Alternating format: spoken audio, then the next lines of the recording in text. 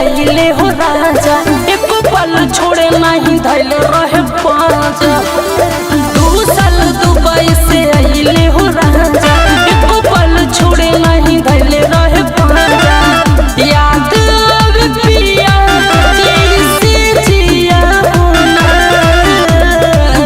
याद आवे पिया कैसे जिया होना कि पिया के ले गइल बाए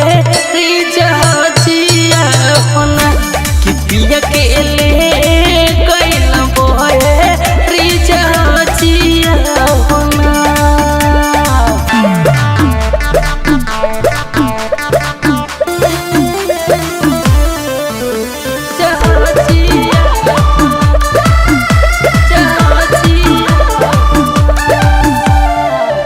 रात दिन पिया जी के याद सतावे रूप